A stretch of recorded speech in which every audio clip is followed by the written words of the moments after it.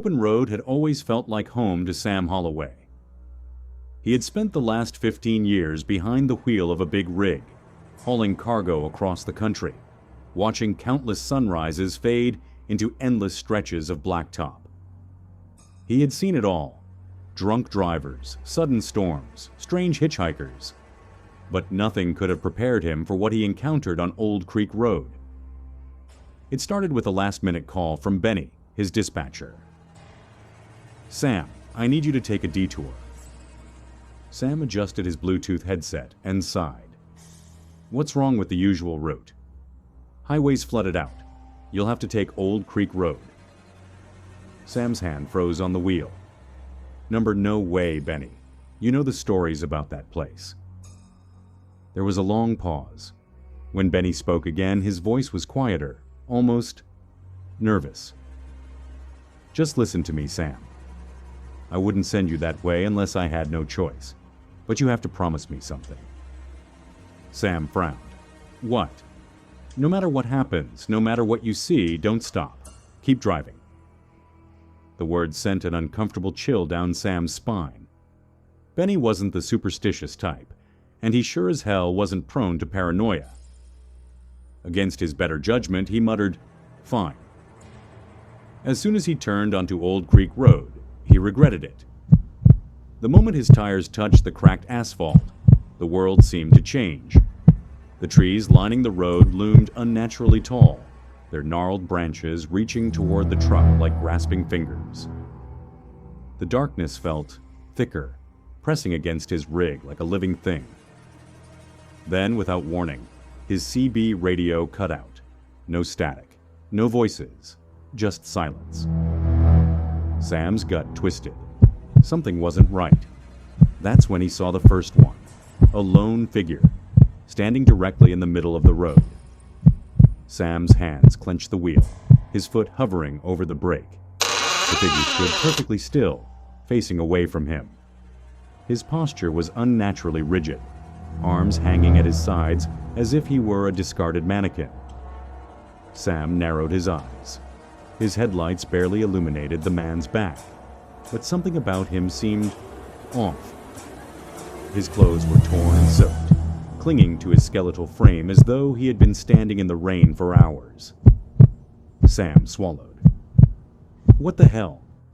Then, the man turned his head. Not his body, just his head. A slow, unnatural twist, until his face was fully visible in Sam's headlights. Sam's stomach lurched. The man's eyes were gone.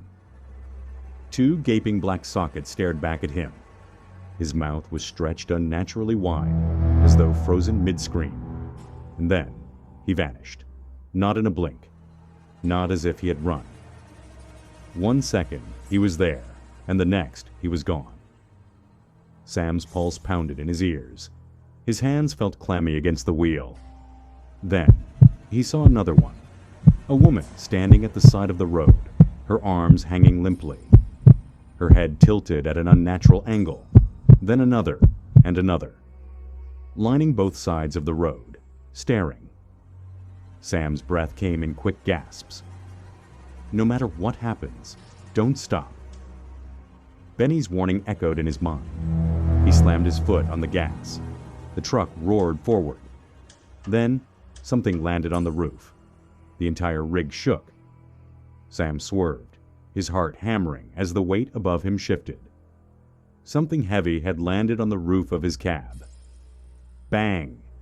The impact was deafening, metal groaning under the pressure. His brain raced. What the hell was that? He checked the side mirrors, but the stormy night swallowed everything beyond his headlights. The watchers were still there, their eerie figures flickering past in his peripheral vision. Bang! The sound came. Again.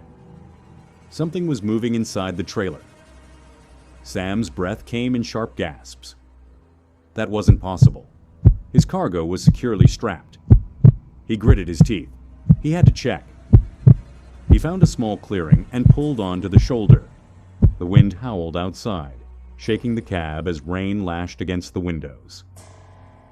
Sam grabbed his flashlight and climbed out. His boots crunched against wet gravel as he walked toward the back of the trailer. Bang! The metal doors bulged outward as something inside slammed against them. Sam's breath hitched. His hands trembled as he unlatched the doors. With a deep breath, he yanked them open. At first, everything looked normal. The crates were stacked just as they had been loaded. But then, a shadow moved. Sam's heart stopped. Something crawled out from behind the crates. It was wrong. Its limbs were too long, its fingers ending in jagged claws. Its head was featureless, save for a massive tooth-filled mouth that grinned too wide. Then, it lunged. Sam barely had time to react. He staggered backward, nearly slipping on the wet pavement. The thing's body contorted unnaturally, its movements jerky and insect-like. Sam grabbed the cargo door and slammed it shut. Bang! The monster threw itself against the doors, its claws raking deep grooves into the metal. Sam didn't wait. He ran. He reached the cab just as the roof caved inward. The thing was on top of the truck again. His hands shook as he gripped the wheel. His foot slammed on the gas. The truck lurched forward.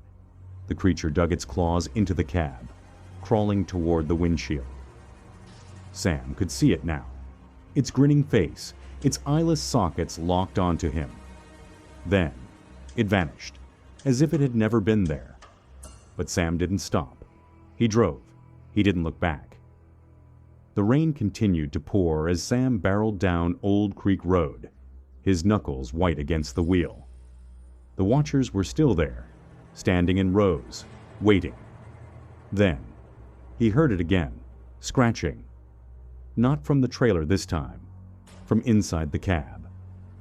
Sam's breath caught. His skin prickled with ice-cold fear. He turned his head slowly. The rearview mirror showed the empty space behind his seat. But then, the reflection moved. A figure crouched behind him, grinning. Sam screamed.